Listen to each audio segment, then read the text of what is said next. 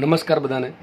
આજે આપણે આ લેક્ચરમાં નવું ચેપ્ટર સ્ટાર્ટ કરીએ છીએ જેનું નામ છે ઇલેક્ટ્રોમેગ્નેટિક ઇન્ડક્શન એટલે કે વિદ્યુત ચુંબકીય પ્રેરણ.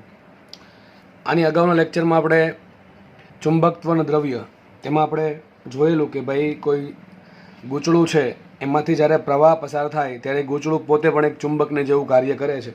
એ ગૂંચળાની પોતાની ચુંબકીય ડાયપોલ મોમેન્ટ હોય છે એટલે ટૂંકમાં એક ગજિયા ચુંબકને જેમ એન અને એસ ધ્રુવ હોય એમ ગૂંચળાને પણ એન અને એસ ધ્રુવ હોઈ શકે. બરાબર, આપણે ટૂંકમાં એવી સમતુલિતા જોયેલી. ત્યારબાદ આપણે પૃથ્વીનું ચુંબકીય ક્ષેત્ર જોયેલું અને અંતમાં આપણે છેલ્લે ડાયામેગ્નેટિક, પેરામેગ્નેટિક, ફેરામેગ્નેટિક આ 3 પ્રકારના પદાર્થોનો અભ્યાસ કરેલો છે. તો આપણે આ ચેપ્ટરમાં આપણે એ સમજશું કે એક્ઝેક્ટલી ઇલેક્ટ્રિસિટી પ્રોડ્યુસ કેમ થાય છે, ઇલેક્ટ્રિસિટી પ્રોડ્યુસ થવાનું કારણ શું છે. બરાબર, આમ તો બે વસ્તુ થઈ શકે.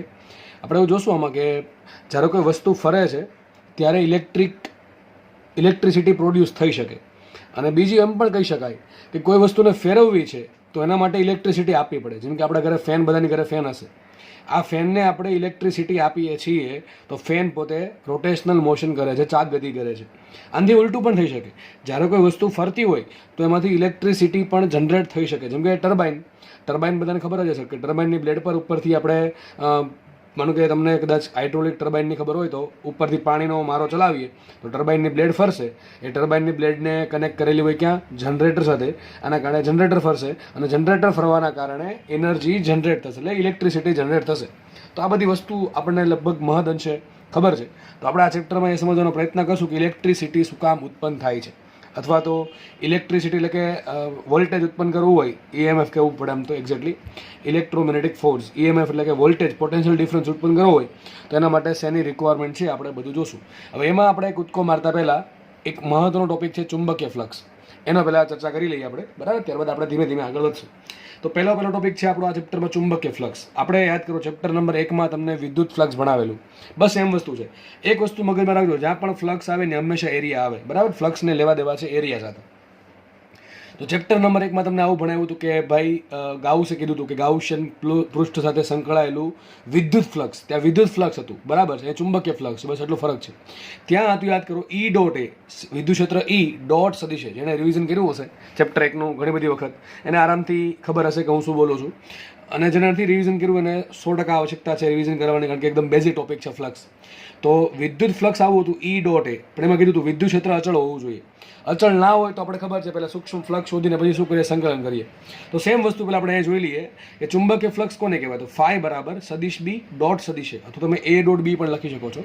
ફાઈ બરાબર એ ડોટ બી, વચ્ચે ડોટ ગુણાકાર છે, મતલબ કે અદિશ ગુણાકાર છે. અદિશ ગુણાકાર થઈને જે જવાબ આવે એ અદિશ રાશિ હોય એટલે ચુંબકીય ફ્લક્સ અદિશ રાશિ. પહેલી વાત તો શું થઈ ગઈ? ચુંબકીય ફ્લક્સ પોતે અદિશ રાશિ છે, અને દિશા કોઈ લેવા દેવા છે નહીં, મતલબ કે એનું શું હશે? ખાલી મૂલ્ય જ હશે. તો ચુંબકીય ફ્લક્સ છે અદિશ રાશિ છે. એનું રીઝન છે કે બે સદિશ રાશિઓ બી અને એ વચ્ચે ડોટ ગુણાકાર થયો, અદિશ ગુણાકાર થયો. તો આપણે હવે સમજવું એ પડે કે બી શું છે ને એ શું છે. બી છે ચુંબકીય ક્ષેત્ર અને એ છે ક્ષેત્રફળ સદિશ. જો સદિશ એ છે, અહીં એ નથી લખો, મેં સદિશ એ લખો છે. સદિશ એ લખો મતલબ કે સદિશ એને કંઈક મૂલ્ય પણ હશે, દિશા પણ હશે. ઘણી બધી વખત કીધેલું છે, ચેપ્ટર નંબર 1માં પણ કીધેલું છે ધોરણ 12ના, કે સદિશ એ શું છે? સદિશ એ છે ક્ષેત્રફળ સદિશ, કે જેનું મૂલ્ય કેટલું હોય? સપાટીના ક્ષેત્રફળ જેટલું. દિશા ક્યાં હોય? સપાટીને લંબ 12 તરફ, તો સપાટીને લંબ હોય છે. આટલું તમને કીધેલું છે. તો આપણે કામ કરીએ, બી ડોટ એમાં ડોટ ગુણાકાર છૂટો પાડીએ તો લખાશે બી એ કોસ થીટા. તો ફ્લક્સનું સૂત્ર આવી ગયું, ફાઈ બરાબર બી એ કોસ થીટા. તો ફ્લક્સ 3 વસ્તુ પર ડિપેન્ડ કરે અત્યારે જોતા, એક તો બી પર, એક તો એ પર અને થીટા પર. બી શું છે? ચુંબકીય ક્ષેત્ર છે. એ શું છે? એ છે ગૂંચળાનો ક્ષેત્રફળ સદિશ, જે ક્યાં હશે? હંમેશા ગૂંચળાના સમતલને લંબ હોય છે. તો આપણને એ પણ ખબર પડે કે યાદ રાખજો, હંમેશા એ ક્યાં હોય? સમતલને લંબ. સમતલમાં ન હોય, ક્યાં હોય? સમતલને લંબ હોય. અને છેલ્લે વાત કરીએ થીટાની. થીટા શું છે? જેનો ડોટ ગુણાકાર થયો એ બે વચ્ચેનો ખૂણો. તો ખાસ યાદ રાખજો, હજી કહું છું, કાન ખોલીને સાંભળજો. થીટા શું છે? બી અને એ વચ્ચેનો ખૂણો છે. સમતલ હારે ખૂણો નથી બીનો. બીનો સમતલ હારે ખૂણો નથી નથી નથી હજી કહું છું, કારણ કે મોટા ભાગના લોકો અહીંયા ભૂલ કરે છે, રોકડા 4 વાગ જાય છે. તો સદિશ શું છે? ગૂંચળાનો ક્ષેત્રફળ સદિશ છે, જે ક્યાં હોય? હંમેશા ગૂંચળાના સમતલને લંબ હોય. ટૂંકમાં એ ક્યાં છે? હંમેશા સમતલને લંબ. અને થીટા શું છે? થીટા શું છે? એ અને બી વચ્ચેનો ખૂણો, અથવા બી અને એ વચ્ચેનો ખૂણો. તો બી શું છે? ચુંબકીય ક્ષેત્ર. એ તો રકમમાં આપણને આપ્યું છે કે ભાઈ બી છે આ ડાયરેક્શનમાં છે, એની કોઈ ચિંતા છે નહીં. વાત કરીએ એની. એની દિશા ક્યાં છે? સમતલને લંબ. થીટા શું છે? બી અને એ વચ્ચેનો ખૂણો છે. સમજ પડે કે ન પડે? તો થીટા છે એ અને બી વચ્ચેનો ખૂણો, એની તમારે કોસ લેવાની છે. થીટા છે એ બી અને સમતલ વચ્ચેનો ખૂણો નથી, બરાબર છે? બી અને સમતલ વચ્ચેનો ખૂણો આવશે 90 - થીટા. સીધી વાત છે, હમણાં તમને સાબિત કરીને બતાવું છું. એક બે એક્ઝામ્પલ લઈએ. માનો કે એક સપાટી છે, જસ્ટ તમને સમજાવવા માટે દોરું છું. માનો કે સદિશ બી છે, આ એરિયામાં આ સપાટીમાંથી આ પ્રમાણે પસાર થાય છે. સમજો. પહેલાં એક કામ કરીએ. સપાટી કઈ રીતે પ્રમાણે છે? સપાટી છે આ પ્રમાણે મૂકેલી છે, આ પ્રમાણે મૂકેલી છે. ટૂંકમાં પેજ છે, સપાટી છે માનો. તો આનો એરિયા ક્યાં હશે? એરિયા હશે બાર તરફ. ક્યાં હશે? બાર તરફ. તો દોરું છું. માનો કે આ પેજ છે, એ પેજ છે, સપાટી પર પડેલું છે આ પ્રમાણે. એરિયા ક્યાં હશે? એનો સપાટીને લંબ બાર તરફ. તો આ થઈ ગયો સદિશ એ. સદિશ એ ક્યાં છે? હંમેશા બાર તરફ છે. સપાટીનું ખબર પડે, આપણને ખબર પડી જાય કે સપાટી કઈ રીતે ગોઠવાયેલી છે, એ હંમેશા ખબર પડી જાય. એ ક્યાં હોય? હંમેશા સપાટીને લંબ હોય. હવે બી મને રકમમાં કોઈ પણ ડાયરેક્શનમાં આપી શકે છે. મને રકમમાં બી કોઈ પણ દિશામાં આપી શકે છે. માનો કે મને બી એટલે કોઈ આ પ્રમાણે આપ્યું, બી આ પ્રમાણે આપ્યું કે ભાઈ આ સપાટી માટે બી નામ B1 આ પ્રમાણે છે. તો ફ્લક્સ કેટલું? સૂત્ર મૂકીએ આપણે, φ1 બરાબર. જો એરિયા તો ખબર પડે કે એરિયા ક્યાં છે? સપાટી લંબ બાર તરફ છે. ઓકે, ચલો. બી ક્યાં છે? બી તો ભાઈ ગમે તે આપી શકે. આમ આપી શકે, ઊભું આપી શકે, ત્રાસું આપી શકે, આ પ્રમાણે ત્રાસું આપી શકે, કોઈ પણ ડાયરેક્શનમાં બી આપી શકે. તો બી તો એ લોકોના હાથમાં છે, પણ એરિયા ક્યાં છે? હંમેશા એરિયા ક્યાં હોય? સપાટીને લંબ બાર તરફ હોય. તો સૂત્ર મૂકીએ, φ1 બરાબર શું આવશે? B1 સદિશ B1 ડોટ સદિશ A1. ચલો મૂકીએ કિંમત. તો B1 A1 cos theta. Theta શું છે વિચારો? B1 અને A1 વચ્ચેનો ખૂણો. B1 ક્યાં છે? ઉપર તરફ. A1 ક્યાં છે? સોરી A આવશે અહીંયા. એ ક્યાં છે? ઉપર તરફ. થીટા કેટલો આવશે? 0. થીટા આવશે 0. તો ફ્લક્સ કેટલો આવશે? φ1 બરાબર આવશે B1 into A into cos 0. cos 0 બનતું શું આવશે? B1 કેટલો આવશે? ફ્લક્સ B1 આવશે. પણ માનો કે આ જ સપાટી પર B2 આ પ્રમાણે છે. B2 આ પ્રમાણે છે. સમજો, જસ્ટ સમજવા માટે સમજી લો. B2 આ પ્રમાણે. વિચાર કરો કેટલો ફ્લક્સ આવશે? ફ્લક્સ આવશે 0. φ2 બરાબર સદિશ B2 ડોટ સદિશ A. ચલો થીટા કેટલો આવશે વિચારો? B2 A cos 90 ડિગ્રી અને cos 90 થાય 0 એટલે ફ્લક્સ 0. તો વિચારો ચુંબકીય ક્ષેત્ર ક્યાં છે? પહેલા ક્યાં લીધું? સદિશ એની દિશામાં લીધું B1. તો ફ્લક્સ આવ્યું કેટલું? મહત્તમ B1 ઇન્ટુ A. કેટલું આવ્યું? B1 into A. મહત્તમ ફ્લક્સ આવ્યું મેક્સિમમ ફ્લક્સ. બરાબર છે? એ જ સપાટી એમને એમ રાખી છે, મતલબ એ તો ઉપર જ રહેશે. મેં શું કર્યું? ચુંબકીય ક્ષેત્ર બદલાઈ નાખ્યું. ધારો કે ચુંબકીય ક્ષેત્ર આ પ્રમાણે છે. તો વિચાર કરો, એ ઉપર છે અને B2 આ પ્રમાણે સમતલમાં છે. તો બે વચ્ચે ખૂણો કેટલો થઈ ગયો? 90 ડિગ્રી. તો ફ્લક્સ આવશે 0. બરાબર છે ને? ચલો ધારો કે આ પ્રમાણે દાખલો આપણને આપ્યો. સપાટી આ પ્રમાણે છે. સપાટી મારી હથેળી જુઓ, આ પ્રમાણે છે. તો એરિયા ક્યાં આવશે? ધારો કે આ પ્રમાણે લઈ એરિયા હશે આ રીતે, સપાટીને લંબ બાર તરફ. તો ધારો કે આ થઈ ગયો એરિયા A. વિચારો હવે મને એમ વિચારીને કહો, આ એ છે બરાબર છે, એ ક્યાં હંમેશા સમતલને લંબ હોય? ક્યાં હોય? હંમેશા સમતલને લંબ હશે. હવે માનો કે ચુંબક કેન્દ્ર આ પ્રમાણે તમને આપ્યું, ધારો કે આ પ્રમાણે આપ્યું છે. ધારો કે ચુંબક બી ડેશ છે. કેટલું છે? બી ડેશ. કેટલું ફ્લક્સ હશે વિચારો? કેટલું ફ્લક્સ હશે? ફ્લક્સ હશે મહત્તમ. તો ધારો કે ફ્લક્સ કેટલો આવશે? ફ્લક્સ આવશે સદિશ બી ડેશ ડોટ સદિશ A. કેટલો ખૂણો બે છે? 0 ડિગ્રીનો. તો શું આવશે અહીંયા? B dash A. કેટલું ફ્લક્સ આવશે? B dash. ચલો φ2 શોધીએ. વિચાર કરીને કયો, મને વિચાર કરીને કયો, આ બી ડેશ અને સમતલ વચ્ચે ખૂણો કેટલો છે? 90 ડિગ્રીનો. દેખાય છે કેટલો ખૂણો છે? 90 ડિગ્રીનો. બી ડેશ અને એ વચ્ચે ખૂણો કેટલો? 0 ડિગ્રીનો. હું શું કહું છું? સમતલ આ પ્રમાણે છે, સમતલ આ પ્રમાણે છે, બી ડેશ આ પ્રમાણે, આ ઝેડ પેન છે, બી ડેશ છે. એરિયા તો આમ જ છે, ખબર પડી ગઈ. તો વિચાર કરો અત્યારે બી ડેશ અને એ વચ્ચે ખૂણો કેટલો છે? 0 ડિગ્રી છે. વિચાર કરીને કયો, આ બી ડેશ અને સમતલ વચ્ચે ખૂણો કેટલો? 90 ડિગ્રી. એટલે તો લખ્યું છે અહીંયા કે થીટા જો સદિશ A અને સદિશ B વચ્ચેનો ખૂણો હોય તો સદિશ B અને સમતલ વચ્ચેનો ખૂણો કેટલો હોય? 90 - થીટા. સીધી વાત છે, કારણ કે સદિશ A એટલે કે ક્ષેત્રફળ સદિશ અને સમતલ હંમેશા કેવા હોય? એકબીજાને લંબ હોય. એટલા માટે કોમન સેન્સ. તો થીટા આપણે થીટાનું કામ છે, સમતલનું કોઈ કામ નથી. ટૂંકમાં તમને રકમમાં શું આપે ખબર છે? ઘણી વખત આવું કરી નાખે કે સદિશ B અને સમતલ વચ્ચેનો ખૂણો 30 ડિગ્રી છે. હવે મારે 30 ડિગ્રીનું કોઈ કામ નથી. મારે કામ કરવું છે સદિશ B અને સદિશ A વચ્ચેના ખૂણા. હવે સીધી વાત છે, સદિશ B અને સમતલ વચ્ચે ખૂણો 30 ડિગ્રી હોય તો સદિશ B અને સદિશ A વચ્ચે ખૂણો કેટલો હોય? 60 ડિગ્રીનો હોય. ધ્યાનથી સાંભળશો તો ખબર પડશે હું શું બોલું છું. બાકી કંઈ ખબર પડશે નહીં જો અમને લેક્ચર જોશો તો. બરાબર છે? તો એક કામ કરો, ચલો માનો કે B ડબલ ડેશ આમ લઉં છું, ચુંબક ધારો કે આ પ્રમાણે હોત તો શું આન્સર આવે? તો વિચાર કરો, બી ડેશ ક્યાં છે? બી ડબલ ડેશ ક્યાં છે? બી ડબલ ડેશ છે સમતલને સમાંતર. વિચાર કરો, સમતલ આ પ્રમાણે છે, આ સમતલ છે બરાબર, પૃષ્ઠ છે, અને બી ડબલ ડેશ આ પ્રમાણે છે. દેખાય છે? ટૂંકમાં ઉપર આવે છે, ટૂંકમાં સમતલને સમાંતર થયું. તો આ કેસમાં વિચાર કરો, બી ડબલ ડેશ અને એ વચ્ચે ખૂણો કેટલો? 90 ડિગ્રીનો. કેટલો ખૂણો છે? 90 ડિગ્રીનો. તો ફ્લક્સ કેટલો આવશે? 0 આવશે. કેટલો ફ્લક્સ આવશે? લખી દઉં છું અહીંયા, B double dash into A into cos 90 બરાબર 0. 0 આવી ગયું. cos 90 થાય 0, એટલા માટે બધું ફ્લક્સ 0. સમજ પડી છે બધાને? હકીકતે ફ્લક્સ શું છે? ફ્લક્સ એ બતાવે, આ ફ્લક્સ છે ને ચુંબકીય ફ્લક્સ, એનો ફિઝિકલ મિનિંગ આવો થાય. ફિઝિકલ સિગ્નિફિકન્સ શું, એનો ભૌતિક અર્થ શું થાય? ફ્લક્સ સારું કહેવા શું માંગે? ચુંબકીય ફ્લક્સ. ચુંબકીય ફ્લક્સ એટલું કહેવા માંગે કે કોઈ સપાટી છે, એ સપાટીમાંથી કેટલી માત્રામાં ચુંબકીય ક્ષેત્ર રેખાઓ પસાર થાય છે. જો ફ્લક્સ મોટું તો ચુંબકીય ક્ષેત્ર રેખા વધારે પસાર થાય, મતલબ થાય સપાટીમાંથી. અને ફ્લક્સ 0 છે, મતલબ કે કોઈ જ ચુંબકીય ક્ષેત્ર રેખા પસાર થતી નથી સપાટીમાંથી. સપાટી એટલી પાતળી છે કે એમાંથી કોઈ પણ પ્રકારની ચુંબકીય ક્ષેત્ર રેખા પસાર થતી નથી, જો ફ્લક્સ શૂન્ય હોય તો. બરાબર છે? તો બસ આ મિનિંગ છે ચુંબકીય ફ્લક્સનું. તો તમને આ જે ઉદાહરણ આપ્યા છે એનું આપવાનું કારણ એ છે કે તમને ખાસ આ ખબર પડે વોટ ઇઝ થીટા. થીટા શું લેવાનું છે? તમારે સદિશ બી અને સદિશ એ વચ્ચેનો ખૂણો લેવાનો છે. રકમમાં આપી હોય તો રકમમાં ખાસ વાંચવાનું થીટા કોની વચ્ચે આપ્યો છે. બી અને એ વચ્ચે આવી રીતે કોઈ વાંધો છે નહીં, પણ મોટા ભાગના કેસમાં તમને શું કરશે? તમને એમ કહેશે એક ગૂંચળાને સદિશ બી સાથે 30 ડિગ્રીના ખૂણે ગોઠવેલું છે. આ ગૂંચળું છે એનો બી યારે ખૂણો 30 ડિગ્રીનો છે, પણ મારે 30 ડિગ્રીનો ખૂણો થીટા છે કે નહીં ચેક કરવું છે. તો થીટા શું છે? બી અને એ વચ્ચેનો ખૂણો છે. તો બી અને ગૂંચળા વચ્ચેનો ખૂણો થીટા નથી, તો મારે શોધવું શું પડે? બી અને એ વચ્ચેનો ખૂણો. સીધી વાત છે. બી અને ગૂંચળા વચ્ચેનો ખૂણો 30 ડિગ્રી હોય તો બી અને એ વચ્ચેનો ખૂણો કેટલો હોય? 60 ડિગ્રી હોય. કારણ કે શું અહીં મૂક્યું જ છે. બરાબર ને? ઓકે, તો જરા પણ ચિંતા કર્યા વગર ટીક કરવાનું છે 60 ડિગ્રીના ખૂણાવાળું સ્ટેટમેન્ટ. જો સ્ટેટમેન્ટ આ પ્રમાણે હોય તો તમને રકમમાં ચોખ્ખું કહી દે કે બી અને એ વચ્ચેનો ખૂણો 30 ડિગ્રી છે, તો કોઈ ચિંતા જ નથી. પણ તમને આવું કે બી અને ગૂંચળા વચ્ચેનો ખૂણો 30 ડિગ્રી છે, અથવા આવું કે બી અને ગૂંચળાના સમતલ વચ્ચેનો ખૂણો 30 ડિગ્રી છે, તો મતલબ તમારે એ આરે ખૂણો બીનો થશે 60 ડિગ્રી. બરાબર છે? તો ખાસ રકમમાં વાંચવું જોવું કે શું આપણને કહેવા માંગે. તો ફ્લક્સ તમને આછો પાતળો ખ્યાલ આવ્યો હશે. હજી કહું છું, ચુંબકીય ફ્લક્સ શું બતાવે? ચુંબકીય ફ્લક્સ બતાવે કે આપેલ સપાટીમાંથી સપાટીને લંબરૂપે કેટલી માત્રામાં ચુંબકીય ક્ષેત્ર રેખાઓ પસાર થાય છે, એવું કહે છે. બરાબર છે? ઓકે, તમે આવું ભણ્યા હતા લાસ્ટ ચેપ્ટરમાં કે બંધ ગાળા પરનું, શું બંધ પૃષ્ઠ, બંધ ગાળો ને બંધ પૃષ્ઠ પરનું ચુંબકીય ફ્લક્સ એટલું હોય? 0 હોય. કેટલું હોય? 0 હોય. યાદ હોવું જોઈએ તમને. ચુંબકીય ક્ષેત્ર રેખાની લાક્ષણિકતા છે. અહીં બંધ ગાળો નથી, બંધ પૃષ્ઠ નથી. બરાબર છે? બંધ પૃષ્ઠ એટલે આખો બંધ ભાગ. ઓકે, તો યાદ કરો ચેપ્ટર નંબર 1. આવું ચેપ્ટર 1 નંબર 1 માં ભણાવ્યું હતું. બંધ પૃષ્ઠ પરનું વિદ્યુત ફ્લક્સ કેટલું હોય? યાદ કરો. ગાઉસનો નિયમ સમેશન ક્યુ બાય એપ્સિલોન 0. આ બધું તમને ભાઈ યાદ હોવું જોઈએ. તો જો અહીંયા ચુંબકીય ફ્લક્સ બંધ પૃષ્ઠ પરનું 0 થશે, પણ વિદ્યુત ફ્લક્સ બંધ પૃષ્ઠ પરનું 0 નહીં થાય. કેટલું થાય? Summation q by epsilon 0. Summation q પર ડિપેન્ડ કરે. સમેશન ક્યુ શું છે?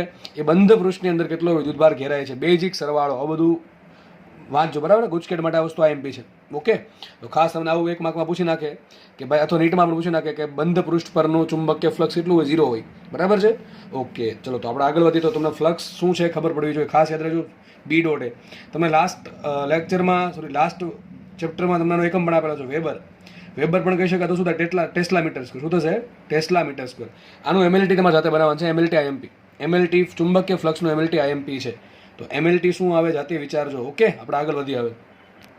તો આપણે હમણાં ચુંબકીય ફ્લક્સની ચર્ચા કરી હતી, પણ એમાં એક વસ્તુ બહુ મહત્વની છે કે એમાં જે બી હતું ને, બી ચુંબકીય ક્ષેત્ર, એ હતું નિયમિત. તો જ તમે વાપરી શકો ફાઈ બરાબર બી ડોટ એ.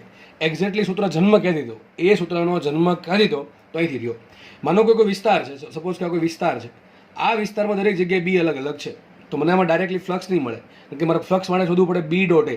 બી શું લેવું? બી અહીંયા અલગ છે, અહીંયા અલગ છે, અહીંયા અલગ, દરેક જગ્યાએ અલગ અલગ છે. તો શું કરીએ? એક સૂક્ષ્મ ભાગ ધારીશ. દરેક સૂક્ષ્મ ભાગ ધારો. આ સૂક્ષ્મ ભાગનો સૂક્ષ્મ એરિયા છે ડીએ. ડીએ ક્યાં છે? સપાટી લંબા તરફ. અને ધારો કે આ ભાગમાં સદિશ બી છે બી જેટલું. ઓકે, આ નાનકડો ભાગ છે. આ નાનકડા ભાગમાં ચુંબકીય ક્ષેત્ર છે સદિશ બી, અને એક નાનકડો એરિયા મેં ધારું ડીએ. ડીએ ક્યાં છે? સપાટીની લંબા તરફ. તો ધારો કે આ થઈ ગયો ડીએ. તો એક કામ કરીએ, આ બે વચ્ચે ખૂણો થીટા છે, તો એક આની વચ્ચે કેટલું ફ્લક્સ થાય? તો ડી ફાઈ બરાબર સૂક્ષ્મ ફ્લક્સ. ભાઈ એરિયા સૂક્ષ્મ છે તો ફ્લક્સ એ સૂક્ષ્મ હશે. તો સૂક્ષ્મ ફ્લક્સ શું આવશે? સૂક્ષ્મ ફ્લક્સ બરાબર એ નાનકડા ભાગ પર કેટલું બી છે ગુણ્યા એ ભાગનો એરિયા. તો બી ડોટ ડીએ શું મળે? સદિશ બી ડોટ સદિશ ડીએ. મને આ શું મળ્યું? એક નાનકડા ભાગનું સૂક્ષ્મ ફ્લક્સ મળ્યું. આ પ્રમાણે બીજો નાનકડો ભાગ ધારું, એનું ફ્લક્સ હતું. અને ધારો કે ડી ફાઈ 1 નામ આપું છું, પછી બીજા ભાગને નામ આપું ડી ફાઈ 2, ત્રીજો ભાગ ધારો એને નામ આપું ડી ફાઈ 3. આ પ્રમાણે સમગ્ર સપાટી, કન્ટિન્યુ સપાટી જે છે એમાં દરેક નાનકડા ભાગ પર સૂક્ષ્મ ફ્લક્સ શોધું અને કન્ટિન્યુટીના કારણે શું કરું? સરવાળો કરું. તો બધું મને કુલ ફ્લક્સ કેટલું મળશે? તો કુલ ફ્લક્સ ફાઈ બરાબર સંકલન ડી ફાઈ. તમને ખબર છે કે જ્યારે તમે કન્ટિન્યુઅસ સરવાળો કરો, સૂક્ષ્મ વસ્તુઓનો, સૂક્ષ્મ રાશિઓનો કન્ટિન્યુઅસ સરવાળો સંકલનમાં પરિણમે. તો કુલ ફ્લક્સ કેટલો આવશે? ફાઈ બરાબર સંકલન ડી ફાઈ. તો સૂત્ર બની ગયું ફાઈ બરાબર સંકલન બી ડોટ ડીએ. તો આ સૂત્ર છે બેઝિક, આ એકદમ મહત્વનું સૂત્ર છે, બરાબર છે. જો એ બંધ ગાળો ક્યાં આવ્યો નથી, યાદ રહેજો, બંધ પૃષ્ઠ નથી આવ્યું, સોરી, અહીંયા કંઈ બંધ પૃષ્ઠ નથી આવ્યું. જો બંધ પૃષ્ઠ હશે તો આન્સર 0 જ આવશે, કારણ કે જેટલી ચુંબકીય ક્ષેત્ર રેખાઓ કોઈ બંધ પૃષ્ઠમાં દાખલ થાય એટલી બહાર નીકળતી હોય તો નેટ ચુંબકીય ક્ષેત્ર રેખાઓ 0 પસાર થાય એમ કહેવાય, બરાબર છે. પણ આપણે જે ચર્ચા કરશું એ બંધ ગાળાની કરશું, બંધ પૃષ્ઠની નહીં કરીએ, બરાબર છે. ઓકે, ચલો. બંધ પૃષ્ઠ એટલે 3D વસ્તુ થઈ ગયા કે ગોળા જેવી, બરાબર. ગોળો આખો બંધ પૃષ્ઠમાં કહેવાય. નાનકડી આ જે લાઈન છે આ બંધ ગાળો કહેવાય. બેમાં ફરક છે, બંધ ગાળામાં અને બંધ પૃષ્ઠમાં. અહીંયા આપણે બંધ ગાળાની વાત કરી. ટૂંકમાં ભાઈ આ પ્રમાણે સપાટી હતી અને આ સપાટી પર આપણે સૂક્ષ્મ ફ્લક્સ શોધી અને કુલ ફ્લક્સ આટલું મળશે, બરાબર. કેટલું ફ્લક્સ મળશે? ફાઈ બરાબર સંકલન બી ડોટ ડીએ. તો એ લખ્યું છે, આ સૂત્ર ક્યાંથી આવ્યું તો મેં સમજાવું તમને. તો આવું ક્યારે કરવાનું? જ્યારે અનિયમિત ચુંબકીય ક્ષેત્ર હોય ત્યારે ફ્લક્સ બરાબર આવશે સંકલન બી ડોટ ડીએ. એક કામ કરીએ, આ ડોટ ગુણાકાર છૂટો પડે તો શું આવશે? બી ડીએ કોસ થીટા. તો થીટા શું છે? થીટા છે સદિશ બી અને ડીએ વચ્ચેનો ખૂણો. તો ફાઈ બરાબર આવશે સંકલન બી ડીએ કોસ થીટા. હવે કન્ડિશન લઈએ. હવે જો કન્ડિશન આવી, કન્ડિશન શું આવી? જો બી નિયમિત હોય તો, ટૂંકમાં બી નિયમિત એટલે અચળ હોય તો, ટૂંકમાં સમગ્ર સપાટી માટે ચુંબકીય ક્ષેત્રનું મૂલ્ય અને દિશા બંને અચળ હોય તો જ હું સંકલનમાંથી બીને બહાર કાઢી શકું. તો બી આવશે બહાર બી સંકલન ડીએ કોસ થીટા. શું આવ્યું વિચારો? સંકલન ડીએ મતલબ સંકલન ડી મતલબ શું થાય? આ જે સૂક્ષ્મ ભાગ છે એ સૂક્ષ્મ ભાગનો સરવાળો તો શું થાય? કુલ ક્ષેત્રફળ. તો બી એ કોસ થીટા અને બી એ કોસ થીટા કહેવાય બી ડોટ એ. તો સૂત્ર જો આપણે જૂનું આવી ગયું, મેં તમને સ્ટાર્ટ કર્યું ચેપ્ટર, એ સૂત્ર પાછું આવી ગયું. તો આ ક્યારે વપરાય? ખાલી આ કન્ડિશન છે. નિયમિત મતલબ શું થાય હોવું જોઈએ? બીનું મૂલ્ય અને દિશા બંને અચળ હોવી જોઈએ. મૂલ્ય અને દિશા બંને અચળ, દિશા બંને અચળ હોવા જોઈએ. દિશા બદલવી ના જોઈએ આખી સપાટી પર, અને મૂલ્ય પણ બદલવું ના જોઈએ. ટૂંકમાં અચળ હોય, દિશા અને મૂલ્ય અચળ હોય. ઇન શોર્ટ કેવું હોય કે સદિશ બી છે એ સમગ્ર સપાટી માટે કેવું હોય? નિયમિત હોય અથવા અચળ હોય. તો ને તો જ તમે ફ્લક્સ બરાબર લખી શકો બી ડોટ એ. બાકી તમારે સૂત્ર વાપરવું પડે ફ્લક્સ બરાબર સંકલન બી ડોટ ડીએ. ઓકે, આ લખવું છે બંધ પૃષ્ઠ પરનું ચુંબકીય ફ્લક્સ 0 થાય. આ આપણે લાસ્ટ ચેપ્ટરમાં ચર્ચા કરેલી છે, ચુંબકીય ક્ષેત્ર લેખાની લાક્ષણિકતાવાળા પાર્ટમાં, બરાબર છે. તો ફ્લક્સના કુલ 3 મુદ્દા તમને આપ્યા. એક કયું ફ્લક્સ કોઈ પણ માટે લાગુ પડે, નિયમિત હોય કે અનિયમિત હોય. નોર્મલી આપણે આનો યુઝ ક્યારે કરશું? બી અનિયમિત હોય તો. પછી એક બીજું સૂત્ર ફ્લક્સ ફાઈ બરાબર બી ડોટ એ. આ ક્યારે વપરાય? માત્ર ને માત્ર ચુંબકીય ક્ષેત્ર અચળ હોય તો જ તમે વાપરી શકો આ સૂત્ર, બાકી વાપરી શકો નહીં. અને ત્રીજું સૂત્ર કે બંધ પૃષ્ઠ હશે તો ચુંબકીય ફ્લક્સ એટલું હશે 0 હશે. એ બધી એ જ વસ્તુ લખી છે કે અનિયમિત ચુંબકીય ક્ષેત્ર માટે ફ્લક્સનું સૂત્ર શું હશે? સંકલન બી ડોટ ડીએ, એટલે કે સંકલન બી ડીએ કોસ થીટા. થીટા શું છે? બી અને ડીએ વચ્ચેનો ખૂણો. બીજું સૂત્ર છે નિયમિત ચુંબકીય ક્ષેત્ર માટે સૂત્ર શું છે? ફાઈ બરાબર બી એ કોસ થીટા તો સદિશ બી ડોટ એ. આ તમને આગળ ભણાવ્યું, આગળના પેજમાં ભણાવ્યું, યાદ છે, બરાબર છે. ઓકે, ચલો. તો તમને ફ્લક્સના કુલ 3 સૂત્ર આપ્યા. એક તો અનિયમિત ચુંબકીય ક્ષેત્ર માટે, જો કે કોઈ પણ માટે વપરાય, આપણે ક્યારે વાપરશું? અનિયમિત હોય તો. નિયમિત માટે સૂત્ર આવશે બી ડોટ એ. મોટા ભાગે તમને દાખલામાંથી જ પૂછશે નિયમિત ચુંબકીય ક્ષેત્રમાંથી. અને છેલ્લે આપ્યું બંધ પૃષ્ઠનું કુલ ફ્લક્સ કેટલું હોય? 0 હોય. મગજમાં રાખવું. ઓકે, જ્યાં પણ ફ્લક્સ બોલને કયું ફ્લક્સ સમજવું તમારે? ચુંબકીય ફ્લક્સ. આ ચેપ્ટરમાં આપણે ડીલ કરશું ચુંબકીય ફ્લક્સ સાથે. અને ચેપ્ટર નંબર 1 ધોરણ 12માં આપણે ડીલ કરી વિદ્યુત ફ્લક્સ સાથે. તો એ બે વસ્તુ અલગ અલગ છે, બેને કમ્પેર કરતી જ આવી, બરાબર, કે એમાં હું ભણ્યા હતા આમાં શું રિઝલ્ટ આવે છે. ઓકે, ચલો. તો હમણાં આપણે જોયું કે કોઈ ગૂંચળું છે, એ ગૂંચળા હારે ચુંબકીય ફ્લક્સ કેટલું સંકળાયેલું હોય. કાં તો હશે બી ડોટ એ અથવા તો હશે સંકલન બી ડોટ ડીએ, બરાબર. તો બી ડીએ કોસ થીટા સંકલનમાં નિયમિત અને અનિયમિત માટે. હવે માની લો કે જસ્ટ એક્ઝામ્પલ આપું છું, માની લો કે કોઈ એન આટાવાળું ગૂંચળું છે. પહેલાં કેટલા આટા હતા? એક જ આટો હતો. માનો કે કોઈ ગૂંચળું છે, સપોઝ ઘડીક એવું માની લો કે સોલેનોઇડ છે. સોલેનોઇડ કોઈને ખબર ન પડે, માનો કે વાળો છે, આ પ્રમાણે સ્પ્રિંગ તો બધા જોઈ જશે ને. તો માનો કે આવું એક સ્પ્રિંગ જેવું એક ગૂંચળું છે. એ ગૂંચળામાં કુલ એન આટા છે. કેટલા આટા છે? એન આટા છે. અને આ ગૂંચળાનો ક્ષેત્રફળ સદિશ છે સદિશ એ. સદિશ એ ક્ષેત્રફળ સદિશ ધરાવતા ગૂંચળાને સદિશ બી જેટલા ચુંબકીય ક્ષેત્રમાં રાખતા ગૂંચળા સાથે સંકળાયેલો ફ્લક્સ. સૂત્ર આવશે ફાઈ બરાબર એન ઇન્ટુ બી ડોટ એ. હમણાં આગળ ભણાવ્યું હતું ફાઈ બરાબર બી ડોટ એ. એ કોને લાગુ પડે? માત્ર એક જ આંટો હોય ગૂંચળાને તો એક આટા હારે આટલું ફ્લક્સ સંકળાય. તો કુલ એન આટા હારે કેટલું સંકળાય? એન ઇન્ટુ બી ડોટ એ. બસ મગજમાં રાખવું મહત્વનું સૂત્ર છે, બરાબર છે. સૂત્ર મોસ્ટ ટાઈમ છે. હવે ચેપ્ટરની સ્ટાર્ટ થઈ ગયું છે, બરાબર. આગળ જે ભણાવ્યું તમે એનસીઆરટીમાં ભણ્યા હશો. હવે ચેપ્ટરો ધીમે ધીમે આપણે જીનીટમાં પ્રવેશ કરીએ છીએ. તો ફ્લક્સનું સૂત્ર આવી ગયું ફાઈ બરાબર એન ઇન્ટુ બી ડોટ એ. મગજમાં રાખવાનું કે બી ડોટ એ સૂત્ર ક્યારે વપરાય? સપાટી માટે બી નિયમિત હોય તો ને તો જ. બાકી તમારે સંકલનમાં જવું પડે. સૂત્ર આવશે આ એન ઇન્ટુ સંકલન બી ડોટ ડી એ. આ વાપરવું પડે ભાઈ, મગજમાં રાખજો. ક્યારે? અનિયમિત બી હોય ને તો. અત્યારે આપણે વાપરશું કયું? આ જ વાપરશું મોસ્ટલી, બરાબર. અને મોટા ભાગના દાખલા અહીંથી સોલ્વ થશે. તો યાદ રાખજો, એન આટાવાળા ગૂંચળાને જો ક્ષેત્રફળ સદિશ એ હોય અને એને હું સદિશ બી જેટલા ચુંબકીય ક્ષેત્રમાં ગોઠવું તો એ એન આટાવાળા ગૂંચળું, ટૂંકમાં આખું ગૂંચળું છે બેનું એન આટાનું, એ ગૂંચળા હારે સંકળાયેલું ફ્લક્સ કેટલું આવતું? સિમ્પલ વસ્તુ છે, એક આટા હારે સંકળાય કેટલું? બી ડોટ એ. આવા કોઈ એક સરખા એન આટા છે તો કેટલું સંકળાશે? એન ઇન્ટુ બી ડોટ એ. તો કુલ ફ્લક્સ આવશે એન સદિશ બી ડોટ સદિશ એ. એક કામ કરીને ડોટ ગુણાકાર વડે છૂટો તો લખાશે ફાઈ બરાબર એન બી એ કોસીટા. તો આ થઈ ગયું ગૂંચળા હારે સંકળાયેલું કુલ ફ્લક્સ. દેખાય છે કે ફ્લક્સ ફાઈ 4 વસ્તુ પર ડિપેન્ડ કરે, એન પર, બી પર, એરિયા પર ને થીટા પર. થીટા શું છે યાદ રાખજો, બી અને એ વચ્ચેનો ખૂણો. હવે ભૂલતા નહીં, જ્યાં પણ થીટા આવશે ફ્લક્સના કેસમાં એ બધો થીટા શું આવશે? બી અને એ વચ્ચેનો ખૂણો. વારે વારે બોલીશ નહીં, તમારા મગજમાં ઉતારી દેવું. સમતલ વચ્ચેનો ખૂણો નથી, બસ મગજમાં એટલું રાખવું. કોની વચ્ચેનો ખૂણો છે? બી, અને સમતલને લંબ સદિશ એ વચ્ચેનો ખૂણો છે થીટા. તો 4 વસ્તુ પર ફ્લક્સ ડિપેન્ડ કરે, એન પર, બી પર, એ પર, થીટા પર. તો મારે કોઈ ગૂંચળું છે એની હારે સંકળાયેલું ફ્લક્સ વધારવું હોય તો આ 4 4ને વધારવા પડે. એનને વધારવું પડે, જેટલા આટા વધારે એટલું ફ્લક્સ મોટા. પછી બીને વધારવું પડે, જેટલું ચુંબકીય ક્ષેત્ર બાહ્ય જે છે જેટલું વધારે આપણે આપશું એટલું ફ્લક્સ મોટું. એરિયા વધારવો પડે, જેટલો ગૂંચળાનો આડછેદનો એરિયા મોટો, ટૂંકમાં ગૂંચળાનો જે સમતલ છે એનો એરિયા જેટલો મોટો એટલું ફ્લક્સ મોટું. છેલ્લે કોસ થીટા. તો જેમ કોસ થીટા વધારે એમ ફ્લક્સ વધારે. કોસ થીટા કેવી રીતે વધે? થીટા જેટલો નાનો એટલો કોસ થીટા મોટો, અને કોસ થીટા જેટલો મોટો એટલું ફ્લક્સ મોટું. ટૂંકમાં મારે બી અને એ વચ્ચેનો ખૂણો નાનો રાખવો પડે. ઇન શોર્ટ મારે મહત્તમ ફ્લક્સ એટલું મળશે, લખવાનું રહી ગયું છે 5 મેક્સિમમ. મહત્તમ ફ્લક્સ કેટલું આવશે? આટલું, એન બી એ. આનાથી વધારે ફ્લક્સ ક્યારેય વધે નહીં. કેટલું ફ્લક્સ આવે? એન બી એ. ક્યારે આવશે? થીટા બરાબર 0 થાય તો. સદિશ એ સમાંતર સદિશ બી હોય ને તો ખબર પડે કે ન પડે? પડવી જોઈએ. કોસ થીટાની કિંમત 1 ક્યારે આવે? થીટા 0 હોય. થીટા શું છે? એ અને બી વચ્ચેનો ખૂણો. તો એ અને બી વચ્ચેનો ખૂણો 0 એટલે શું થયો? એ બે સમાંતર છે, બરાબર ને? જ્યારે ગૂંચળું, માનો કે આ પેજ છે એ ગૂંચળું છે, સમજી લો ગૂંચળું છે, અને આમાંથી માનો કે બી આ પ્રમાણે બહાર આવે છે, અને એરિયા ક્યાં હશે? આનો એરિયા છે સપાટીની લંબ બહાર, ટૂંકમાં તમારી તરફ આવતો હશે, આ પ્રમાણે ઉપર તરફ હશે. અને માનો કે આ સપાટીમાંથી બી પણ આમ લંબ રૂપે બહાર આવે છે, તો એ અને બી વચ્ચેનો ખૂણો થશે કેટલો? 0 ડિગ્રીનો. અને એ કેસમાં થીટા થાય 0, એટલે cos 0 1 થાય, એટલે ફ્લક્સ મહત્તમ આવશે. તો મહત્તમ ફ્લક્સ એટલું આટલું આવશે. આ પ્રશ્ન ક્યારેક પૂછાય છે કે ગૂંચળા સાથે સંકળાયેલું મહત્તમ ફ્લક્સ હતો, તો સૂત્ર શું આવશે? એન બી એ, થીટા બરાબર 0 મૂકવાનું. તો અહીંયા બધું લખ્યું છે કે 4 રાશિ પર આધારિત છે. તો આટાની સંખ્યા એન પર, ગૂંચળાના ક્ષેત્રફળ એ પર, બાહ્ય ચુંબકીય ક્ષેત્ર બી પર, અને કોશીટા પર. જે થીટા શું છે? એ અને બી વચ્ચેનો ખૂણો છે. હવે ફ્લક્સનું કોઈ કામ નથી, સમજો, ફ્લક્સનું કોઈ કામ નથી. આખા ચેપ્ટરમાં કામ છે ચુંબકીય ફ્લક્સના ફેરફારનું. કોનું કામ છે? ફ્લક્સના ફેરફારનું. તો ચુંબકીય ફ્લક્સનું કોઈ આવશ્યકતા છે નહીં, કામ છે ચુંબકીય ફ્લક્સના ફેરફારની. તો ફ્લક્સ 4 વસ્તુ પર ડિપેન્ડ કરે. હમણાં જોયું આપણે સૂત્ર શું ફ્લક્સનું? એન બી એ કોસીટા. સૂત્ર શું છે? ફાઈ બરાબર એન બી એ કોસીટા. હવે ફ્લક્સમાં મારે કરવો છે ફેરફાર, તો મારે 4 વસ્તુઓ છે. એન છે આટા, બી છે ચુંબકીય ક્ષેત્ર, એ છે એરિયા, અને થીટા છે એ ને બી વચ્ચેનો ખૂણો. આ ચારેયમાંથી કોઈ એક વસ્તુ બદલાવ તો 100% ફ્લક્સ બદલી જશે, એટલે એમાં ફેરફાર આવશે. સૂત્ર લખ્યું છે ફાઈ બરાબર એન બી એ કોસીટા. તો ફેરફાર ડેલ્ટા ફાઈ બરાબર, આગળ ડેલ્ટા મૂક્યું છે, ડેલ્ટા એન બી એ કોસીટા. હવે અંદર ડેલ્ટા જે ફેરફાર છે એ આ ચારેયમાંથી કોઈ એકમાં હોઈ શકે, 2માં હોઈ શકે, 3માં હોઈ શકે, 4માં હોઈ શકે, બરાબર છે? અહીં લખ્યું છે જો માત્ર આટા બદલતા હોય તો. માનો કે કોઈ ગૂંચળું છે, એના પહેલા હતા આટા N1 અને પછી થઈ ગયા આટા N2. તો આટા બદલવાથી ફ્લક્સ બદલી જશે. પહેલા ફ્લક્સ કેટલો આવશે? N1 બી એ કોસીટા. પછી ફ્લક્સ કેટલો આવશે? N2 બી એ કોસીટા. ફ્લક્સનો ફેરફાર કેટલો આવ્યો? ડેલ્ટા ફાઈ બરાબર.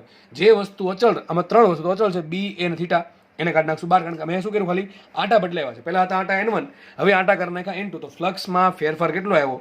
તો બી એ કોસીટા આવશે બહાર, કાઉન્સમાં આવશે N2 માઇનસ N1, બરાબર ને? આટલો ફેરફાર થયો. બીજો કેસ લઈએ કે સદિશ બીના મૂલ્યમાં બદલાવ કરીએ. ધારો કે પહેલા બાકી બધી વસ્તુ એમને રાખવાની છે. આટા એમને રાખો, એરિયા એમને રાખો, થીટા એમને રાખો. ખાલી શું કરું છું? બીના મૂલ્યમાં ચેન્જ કર્યો. ધારો કે પહેલા બી હતું B1, હવે કરી નાખો B2. તો કેટલું ફ્લક્સમાં ફેરફાર થાય? બાકીનું બધું એમને એન એ કોસીટા એમને રાખો, અંદર શું આવશે? B2 minus B1. આ પ્રમાણે બીની દિશામાં પણ ફેરફાર થઈ શકે. બીની દિશા બદલશો તો ડાયરેક્ટલી કોણ બદલે? થીટા બદલશે. બાકી આગળનું બધું એમને રહેશે, એ જોશું આપણે. ત્રીજો ફેરફાર કરી શકે એમાં, બરાબર? ત્રીજો ફેરફાર એમાં કરી શકે. ભાઈ એ છે સદિશ એ બદલે તો ટૂંકમાં ગૂંચળાનું ક્ષેત્રફળ છે એ બદલતું જાય. તો પેલા માનો કે મોટી રિંગ છે, ધીમે ધીમે આપણે નાની રિંગ કરતા જઈએ તો એરિયા ઘટતો જશે. એરિયા ઘટે તો ફ્લક્સ એ ઘટતું જશે. ફ્લક્સ ઘટતું ગયું તો ફેરફાર થયો. તો કેટલો ફેરફાર થાય? એન બી કોસીટા રાખો એમને, કાઉન્સમાં આવશે A2 માઇનસ N1.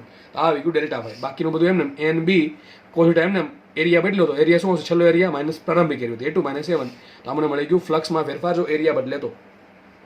અને છેલ્લો કેસ એટલે થીટા વાળો, કે ભાઈ ધારો કે થીટા પહેલા થીટા 1 હતો, ગૂંચળા માટે એ અને બી વચ્ચેનો ખૂણો પહેલા થીટા 1 હતો, હવે ધારો કે એ અને બી વચ્ચેનો ખૂણો થીટા 2 થઈ ગયો છે. બની શકે ભાઈ ગૂંચળું ફરતું હોય અથવા બી ની દિશા બદલાઈ હોય, એની દિશા ગુચલાનો સમતલ દિશા બદલાઈ હોય, આવું કરવાથી થીટા બદલશે અને થીટા બદલવાથી નવું ફ્લક્સ આપણને મળશે. સોરી, પહેલા ખૂણો તો θ1, ત્યારે ફ્લક્સ આવશે કેટલું NBA cos θ1.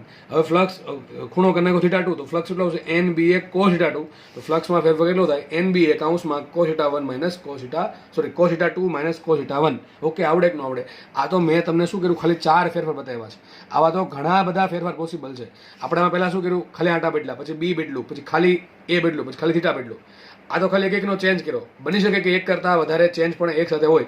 એક આરે એને બદલે ને B બદલે, એક આરે એને બદલે ને A બદલે, N બદલે ને θ બદલે, B બદલે ને N બદલે, B બદલે ને A બદલે. આવું બની શકે, એક કરતાં વધારે ફેરફાર હોય. આ જસ્ટ કોમન સેન્સ છે. રકમમાં તમને રકમ વાંચીને ખબર પડી જશે. રકમમાં તમને કોઈ એકનો ફેરફાર મોટા ભાગે આપશે. દાખલા પણ આપણે એના ગણીશું કે ભાઈ આ પ્રમાણે દાખલા પૂછાય છે. બરાબર છે? તો બહુ ઇઝી ચેપ્ટર છે. ધ્યાન અહીંયા રાખશો તો અહીંયા સોલ્વ થઈ જશે ઓનલાઈનમાં જ. બરાબર? પછી જસ્ટ તમારે ખાલી એનું રિવિઝન કરવાનું રહેશે ચોપડામાંથી. ઓકે? તો અને હા, બીજી વાત કે ભાઈ આની PDF તમને મળી જશે. બરાબર? કોમેન્ટ સેક્શનમાંથી લિંકમાં, તો એનાથી ડાઉનલોડ કરી લેવી એટલે તમને લખવામાં સરળતા રહે તમારી ભાષામાં. તો તમને મેં જોયું હતું, જો શીખવાડ્યું કે ફ્લક્સ કોને કહેવાય, ફ્લક્સ કોના પર ડિપેન્ડ કરે અને ફ્લક્સમાં ફેરફાર કઈ રીતે પોસિબલ છે. આમાં ઘણી બધી રીતે પોસિબલ છે. આ તો મેં તમને એક વસ્તુ બદલાવી કે ભાઈ N બદલે તો, B બદલે તો, A બદલે તો, θ બદલે તો. આમાં એક સાથે બની શકે સાયમલ્ટેનિયસલી, એક સાથે ઘણા બધી રાશિઓમાં એક સાથે ફેરફાર થાય તો ફ્લક્સ એ પ્રમાણે બદલશે. ઓકે, આ ચોખ્ખું લખ્યું છે કે આટામાં ખાલી બદલાવ થાય, બાકી બધી વસ્તુ એમને રહે તો ફ્લક્સ આ પ્રમાણે લખાય. માનો કે આટા બદલે છે ને B બદલે છે, તો જે અચળ હોય બહાર કાઢી નાખો, બાકી માટે આપણે N1 N2 વાપરવું પડે. ઓકે, ટૂંકમાં 1 2 સંજ્ઞા વાપરવી પડે. ઓકે, ચલો આગળ વધીએ આપણે. પાંચમો ફેરફાર છે, પાંચમી રીત છે જે બહુ IMP છે અને વ્યવહારમાં યુઝ આ થાય છે કે ગૂંચળું નિયમિત કોણીય ઝડપ ઓમેગાથી ભ્રમણ કરતું હતું. મતલબ માનો કે આ ગૂંચળું છે, સપોઝ આ ગૂંચળું છે અને B આ પ્રમાણે લાગુ પાડેલ છે. B ક્યાં છે? સમતલને લંબ છે. બરાબર છે? એરિયા ક્યાં છે? સમતલને લંબ હશે. હવે આમાં કીધું શું છે? ગૂંચળું આખું ફરે જ છે, કન્ટિન્યુઅસલી ગૂંચળું ફરે છે આ પ્રમાણે. તો કે ગૂંચળું આમ ફરતું જાય છે, ટૂંકમાં ગૂંચળું આમ ફરે છે. B તો ફિક્સ રહેવાનું છે, B તો આમ જ રહેવાનું છે. ગૂંચળું ફરતું જાય, શું થાય? ગૂંચળાનો એરિયા બદલતો જાય. મને કે ગૂંચળું આ પ્રમાણે, એરિયા આ પ્રમાણે. ગૂંચળું આમ થયું, એરિયા આમ થયો. ગૂંચળું આમ થયું, એરિયા આમ થયો. ટૂંકમાં ગૂંચળા માટે ગૂંચળું ફરશે એટલે એરિયા સતત બદલા કરે. એટલે એરિયા એટલે શું થાય? સદિશ એની દિશા. એરિયા, ગૂંચળાનો એરિયા નહીં બદલે, ગૂંચળાના ક્ષેત્રફળ સદિશ એની દિશા સતત બદલા કરશે. એનાથી શું થાય? ગૂંચળાનો સદિશ A, એરિયા A અને લાગુ પાડેલ સદિશ B, બે વચ્ચેનો ખૂણો થીટા સતત બદલા કરશે. વિચારો. ચલો હું એમ કહું છું, આ રેડ પેન છે ને B બતાવે છે. આ ગૂંચળું ધારો કે આ પ્રમાણે છે, ગૂંચળું આ પ્રમાણે મૂક્યું છે અને એરિયા ક્યાં હશે? એરિયા હશે સપાટી લંબ આ તરફ. આ જે બ્લુ પેન છે ને, એ બ્લુ પેન શું છે? બ્લુ પેન છે ગૂંચળાનો એરિયા સદિશ, ક્ષેત્રફળ સદિશ A. હવે B તો ચલો હું ફિક્સ કરી દઉં છું. ચલો B આ ફિક્સ છે. હવે અત્યારે ખૂણો કેટલો છે? બે વચ્ચે, બે વચ્ચે ખૂણો 0 છે. બરાબર? ધારો કે ગૂંચળું ફેરવીએ તો B તો એમ જ રહ્યું. B તો એમ જ રહ્યું છે. બરાબર છે? B તો એમ જ રહ્યું છે. B તો સીધું જ છે. મેં શું કરું છું? ગૂંચળું ફરે છે એટલે ગૂંચળાનો એરિયા A બદલે છે, એટલે સોરી, ગૂંચળાનો ક્ષેત્રફળ સદિશ A ની દિશા સતત બદલે છે. બરાબર? બદલે કે નહીં? આમ થવાથી A અને B વચ્ચેનો ખૂણો થીટા બદલશે. અને આપણે જોયું હતું સૂત્ર હમણાં, ફ્લક્સ ફાઈ બરાબર સૂત્ર શું હતું? NBA cos θ. તો આમાં થીટા સતત બદલે છે, થીટા બદલશે તો cos θ બદલે અને cos θ બદલે તો ફ્લક્સ ફાઈ બદલતું જશે. તો આપણે આ જોયેલું છે. બરાબર? હમણાં જ આપણે જોયું. તો તમને શું કીધું આમાં પહેલામાં શું હતું? આગળનો ચોથો કેસ હતો, બતાવી દઉં છું પાછો.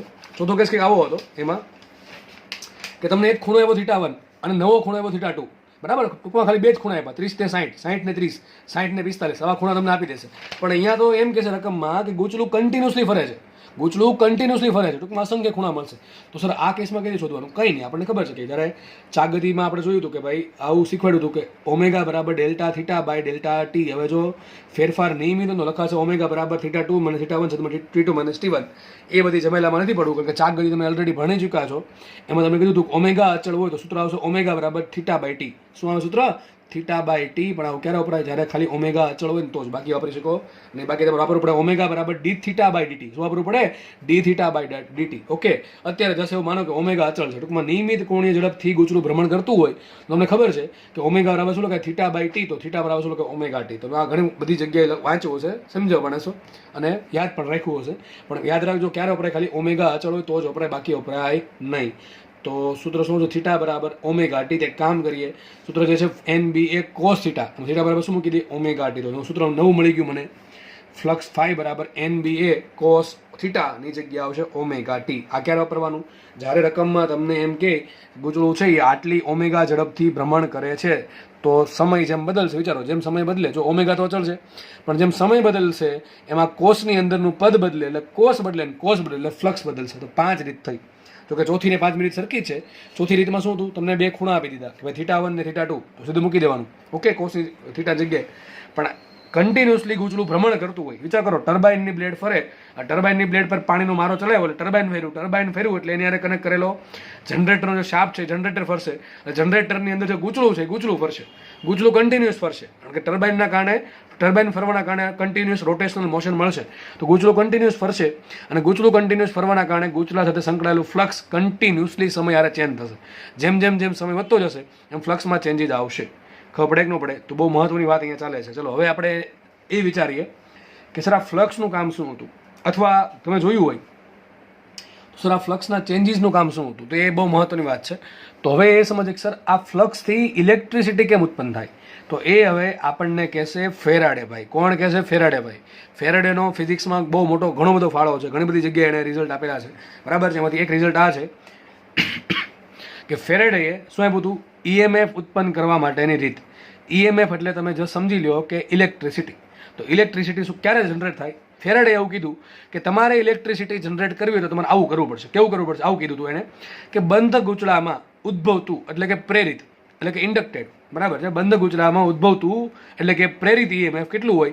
ગૂંચળા સાથે સંકળાયેલા ચુંબકીય ફ્લક્સના ફેરફારના સમય દર જેટલું હોય છે. જો ચુંબકીય ફ્લક્સનું કોઈ કામ નથી, ચુંબકીય ફ્લક્સના ફેરફારનું કામ છે.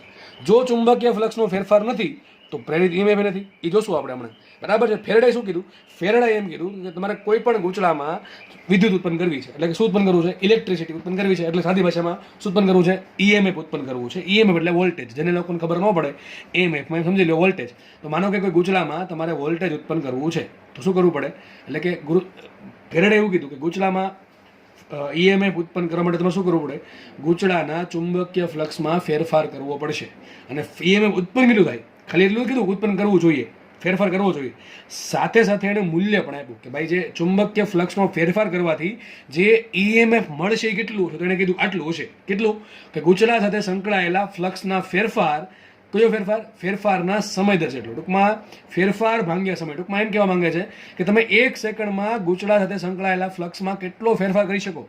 જેટલો મોટો ફેરફાર કરશો ઓછા સમયમાં એટલું EMF વધારે હશે, અને જેટલો નાનો ફેરફાર કરશો અને સમય વધારે લેશો એટલો તમારો EMF ઓછું હશે. તો ઇન શોર્ટ EMF બે વસ્તુ પર ડિપેન્ડ કરે, Δ∅ પર ને Δt પર. તો સમય તો આપણને ખબર છે વેદાત કરે છે. તો EMF કોના પર મોસ્ટ ડિપેન્ડ કરે? ચુંબકીય ફ્લક્સના ફેરફાર પર. જો ચુંબકીય ફ્લક્સ અચળ હોય, ટૂંકમાં એનો ફેરફાર 0 હોય, તો EMF ઉત્પન્ન જ નહીં થાય. તો મહત્વની વાત કે EMF ઉત્પન્ન કરવા માટે એટલે કે ઇલેક્ટ્રિસિટી જનરેટ કરવા માટે કામનું કોણ છે? ચુંબકીય ફ્લક્સ કે ચુંબકીય ફ્લક્સનો ફેરફાર. તો બહુ જ IMP રિઝલ્ટ છે ચુંબકીય ફ્લક્સનો ફેરફાર.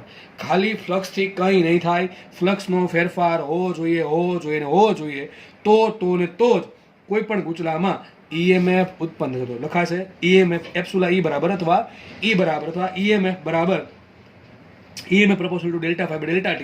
પ્રપોર્શનાલિટી કાઢીને આપણે આગળ મૂકું માઇનસ, તો લખાશે epsilon is equal two minus times Δ∅/Δt. આ માઇનસ શું છે એ આપણે તમને પછી કહેશે. અત્યારે કહી દઉં કે લોરેન્સ બળની હાજરી સૂચવે છે. શું સૂચવે? સોરી, લોરેન્ઝના નિયમની હાજરી સૂચવે. અહીંયા લખ્યું છે જે ઋણ નિશાની છે શું બતાવે છે? ઋણ નિશાની લોરેન્ઝના નિયમની હાજરી સૂચવે છે. લોરેન્ઝે શું કીધું હતું એ તમને અત્યારે કદાચ નહીં સમજાય, પણ હું તમને ભવિષ્યમાં સમજાવી દઈશ. એણે ફરી વાંચી લ્યો. એણે એવું કીધું હતું કે જેના કારણે તમે EMF ઉત્પન્ન કરો છો ને એનો વિરોધ કરતું ચુંબક ક્ષેત્ર જે દિશામાં ઉત્પન્ન થાય એ રીતે EMF જનરેટ થાય. કદાચ કંઈ ખબર નહીં પડે, કંઈ વાંધો નહીં, આપણે ભવિષ્યમાં મળશું આ વસ્તુને. અત્યારે યાદ રાખો કે અહીંયા માઇનસ આવે છે. એ માઇનસ શું આવે છે તમને પછી કહું છું. તો લખાશે અહીંયા epsilon is equal two minus Δ∅/Δt, અથવા સૂક્ષ્મ ફેરફાર માટે લખાય epsilon is equal two minus dϕ/dt. તમને આ પણ સૂત્ર વપરાય અને આ પણ વપરાય, બેમાંથી કોઈ પણ એક વાપરવું પડશે. આ ક્યારે વાપરી શકો તમે? ડાયરેક્ટ અમે સમય આપ્યો હોય, સમયનું ટૂંકમાં ફાઈ છે, ફાઈ એ સમયનું ફંક્શન હોય તો બરાબર ત્યારે વાપરવાનું. આ ક્યારે વાપરવાનું?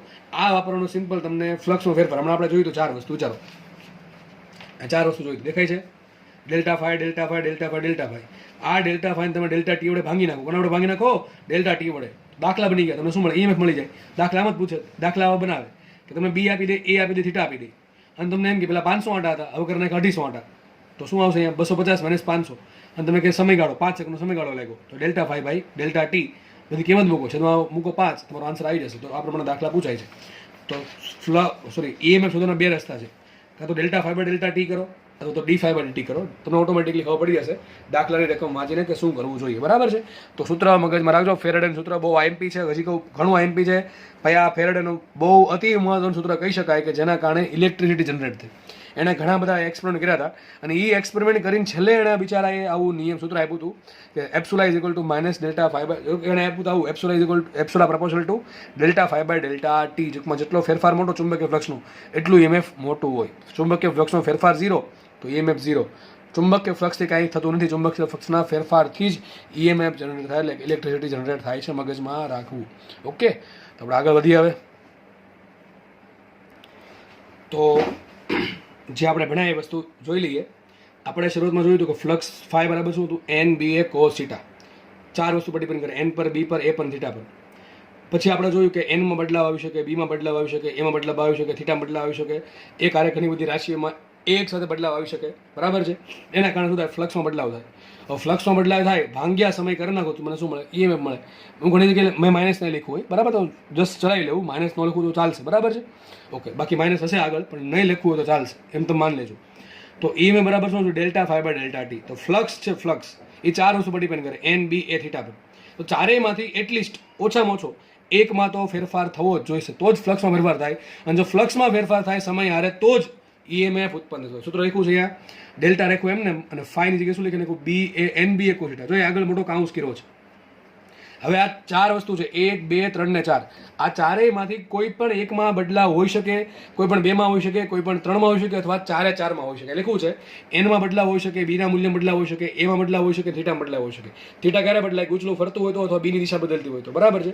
આ 4 વસ્તુ. 5મી વસ્તુ કઈ હતી? જો ગૂંચળું ઓમેગા ઝડપથી, કોણીય ઝડપથી ભ્રમણ કરતું, તો આપણે જોયું હતું θ બરાબર શું લખવાનું? Omega t. તો θ બરાબર આવશે, સોરી ફાઈ બરાબર આવશે NBA cos θ, અને એમાં θ બરાબર શું મૂકીશ? Omega t. તો સૂત્ર શું છે? ફાઈ બરાબર NBA cos ઓમેગા t. હવે મારે શોધવું છે ફ્લક્સ. સૂત્રમાં હું આ કયું વાપરીશ? હવે આમાં આ નહીં વાપરું. કયું આ નહીં વાપરું કે એપ્સુલા ઇઝ ઇક્વલ ટુ Δ5/Δt. સીધી વાત છે, કોસનું ફંક્શન છે અને કોસની અંદર સમય છે. તો સૂત્ર વાપરીશું અહીં Δ5/Δt. કયું વાપરીશ? Δ5/Δt. બરાબર, સોરી d5/dt. કયું વાપરીશ? d5/dt. કારણ કે અહીંયા ફેરફાર મોટો હોય તો સૂત્ર આ વાપરશું, સૂક્ષ્મ ફેરફાર હોય તો આપણે આ વાપરશું. તો એપ્સુલા ઇઝ ઇક્વલ ટુ આવશે અહીંયા -d5/dt. d/dt એનું રાખવાનું. ફાઈ શું છે? ફાઈ છે NBA cos θ, એટલે કે NBA cos ઓમેગા t. તો મૂકો આપણે NBA cos ઓમેગા t. હવે સીધી વાત છે, ગૂંચળું ફરતું હોય તો કે આટા બદલે નહીં, B નો બદલે, A નહીં બદલે. આ ત્રણેય મૂલ્ય છે. આટાની સંખ્યા નહીં બદલી જાય, B નું મૂલ્ય નહીં બદલી જાય, ક્ષેત્ર નથી, A નું મૂલ્ય નહીં બદલે. બદલશે ખાલી t બદલશે, સમય બદલશે. ગૂંચળું ફરશે એટલે θ બદલશે, θ બદલે એટલે કે ઓમેગા t બદલશે. ઇન શોર્ટ તો ધારી લઉં છું કે N, B અને A માનો કે કેવા અચળ છે. કેવા છે? અચળ છે. તો આ પદ આવી ગયું બહાર, આખું માઇનસ રાખ્યું એમને, NBA લઈ લીધા બહાર, અને વધે શું અંદર? cos omega t.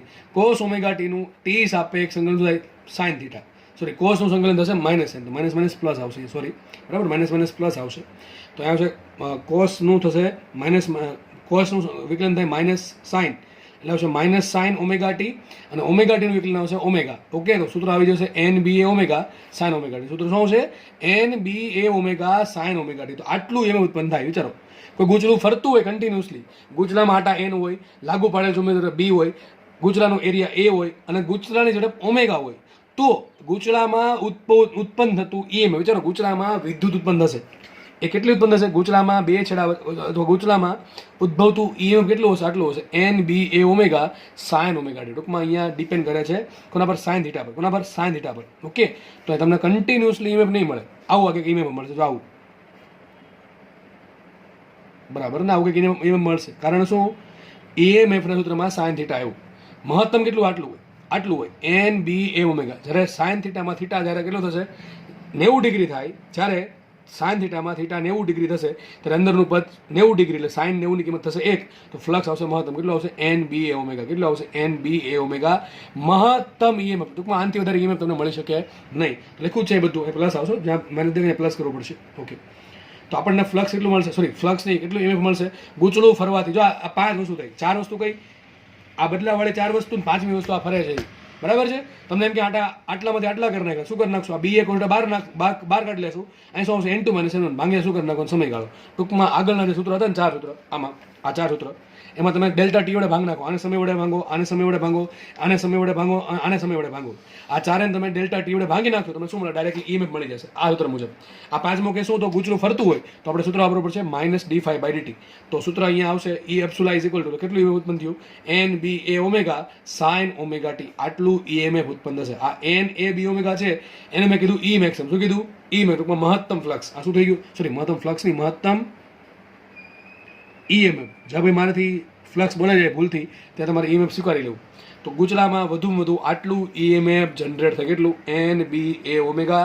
4 વસ્તુ પર ડિપેન્ડ કરે: ગૂંચળાના આટાની સંખ્યા પર, બાહ્ય ચુંબક બીના મૂલ્ય પર, ગૂંચળાના આડછેદના ક્ષેત્રફળ એના મૂલ્ય પર અને ગૂંચળાની કોણીય ઝડપ ઓમેગા પર. આ ચારેયની વેલ્યુ વધે તો ગૂંચળામાં સંકળાયેલું ઈએમએફ વધે. અને આ ઈએમએફ કે આ ટાઈપનું મળશે, આ ટાઈપનું મળશે, કન્ટિન્યુઅસ મળશે. માત્ર તમને બે જ સમયગાળા, એક આ અને એક આ, બે સમયગાળા પર જ તમને મહત્તમ ઈએમએફ મળે. ટૂંકમાં અહીંયા ઈએમએફ છે એ સમય પર ડિપેન્ડ કરે. ટૂંકમાં આ ઈએમએફ કેવો છે? એસી. ડીસીની કેવો છે? એસી હશે. એસી શું કામ? કારણ કે એનું મૂલ્ય કન્ટિન્યુઅસ બદલે છે એટલા માટે. પોલારિટી બદલે પ્લસ માઇનસ, બરાબર છે, અને એનું મૂલ્ય બદલે છે કન્ટિન્યુઅસલી 0 થી કેટલું મહત્તમ NAB ઓમેગા પર, ફરી પાછું 0, ફરી પાછું મહત્તમ ઋણ કેટલું -NAB ઓમેગા, ફરી પાછું 0. આ એક સાયકલ પૂરું થયું, પછી બીજા સાયકલમાં આવું ચાલ્યા જ કરશે, કન્ટિન્યુઅસલી આવું કરશે. ટૂંકમાં ગૂંચળાના ફરવાથી આપણને આ પ્રમાણે સાઇનોસોડિયલ પ્રકારનું ઈએમએફ મળે. કેવું મળશે? સાઇનોસોડિયલ પ્રકારનું ઈએમએફ મળશે. તો ગૂંચળાના સાથે સંકળાયેલો ફ્લક્સ છે એ cos થીટા મુજબ બદલે, પણ ગૂંચળા સાથે સંકળાયેલું જે ઈએમએફ છે એ બદલશે sin થીટા મુજબ. પાછળ આની જ વાત કરી છે. તો અહીંયા મેં જસ્ટ ખાલી ગ્રાફ ડ્રો કરેલા છે. મેં ગ્રાફ ખોટો ડ્રો થઈ ગયો છે, હું તમને કહું છું ક્યાં ભૂલ છે. પહેલાં આપણે એવું જોયું કે ગૂંચળું ઓમેગા ઝડપથી ભ્રમણ કરે તો ફ્લક્સ એટલો આવશે phi બરાબર NBA cos થીટા. ભાઈ આ ગોખશો તો તકલીફ પડશે, ગોખશો નહીં સમજો તો કાંઈ તકલીફ નહીં પડે, આમને સોલ્વ થતું જશે. તો ફ્લક્સ phi બરાબર શું છે? આપણે પહેલાં NBA cos થીટા. થીટા બરાબર શું મૂક્યું મેં? થીટા બરાબર મૂક્યું ઓમેગા ટી, કારણ કે ગૂંચળું કન્ટિન્યુઅસલી ઓમેગા ઝડપથી ભ્રમણ કરે છે. સૂત્ર આવશે phi બરાબર NBA cos ઓમેગા ટી. તો જે ફ્લક્સ છે એ અચળ નથી. મહત્તમ ફ્લક્સ કેટલું? આટલું NBA. આ થઈ ગયું મહત્તમ ફ્લક્સ. ફ્લક્સ બદલે છે cos થીટા મુજબ. તેનો આલેખ કેવો આવશે? આ રીતે આવશે. તો આ શું બતાવે? આ બતાવે phi મેક્સિમમ. મહત્તમ ફ્લક્સ આટલું હશે. તો ગૂંચળા આરે સંકળાયેલું મહત્તમ ફ્લક્સ કેટલું આવશે? NBA આવશે. કેટલું આવશે? NBA આવશે. NBA. ઓકે ભાઈ, મહત્વનો આ MP સવાલ છે. હજી કહું છું, ગૂંચળા આરે સંકળાયેલું મહત્તમ ફ્લક્સ એટલું NBA. કોના પર ડિપેન્ડ કરે? cos થીટા પર. તમને એમ કે ભાઈ 60 ડિગ્રીને ખૂણે કેટલું ફ્લક્સ? 50 ડિગ્રીના, સોરી 50 નહીં, 45 ડિગ્રીના ખૂણે કેટલું ફ્લક્સ? તમે સમય આપી દે, આટલા સમયે ફ્લક્સ કેટલું? તો દાખલા ઘણી બધી રીતે પૂછી શકે છે. એનો ગ્રાફ કેવો? તો ગ્રાફ આવો આવશે, બરાબર. કોસનો ગ્રાફ ટૂંકમાં આવશે.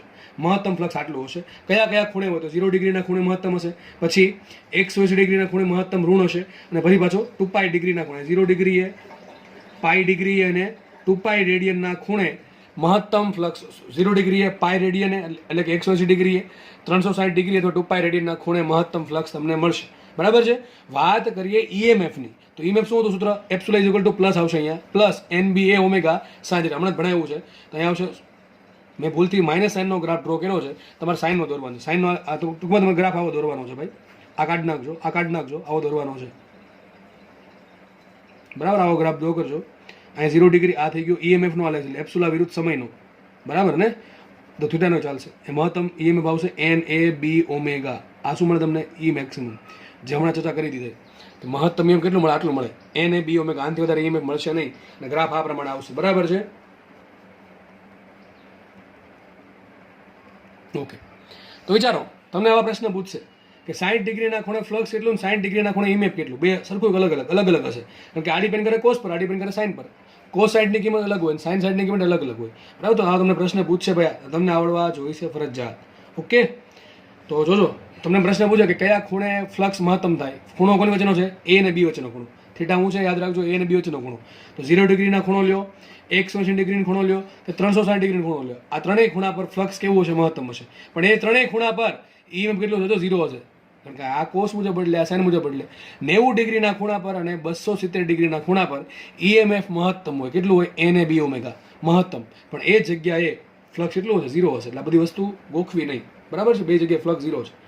તો એક સવાલ બહુ પૂછે પાછો આમાં, કે આ પ્રમાણે ગૂંચળું છે ઓમેગા ઝડપથી ભ્રમણ કરે છે, તો ગૂંચળા સાથે સંકળાયેલું ફ્લક્સ phi અને ગૂંચળામાં ઉદ્ભવતું અથવા ગૂંચળામાં પ્રેરિત થતું ઈએમએફ એપ્સિલોન, બે વચ્ચે કળા તફાવત કેટલો? 90 ડિગ્રીનો. કેટલો? 90 ડિગ્રી. સીધી વાત છે, કારણ કે જ્યારે આ જ્યારે મહત્તમ છે ત્યારે 0 છે, જ્યારે આ 0 ત્યારે આ મહત્તમ છે, જ્યારે આ મહત્તમ ઋણ છે ત્યારે આ 0 થયું.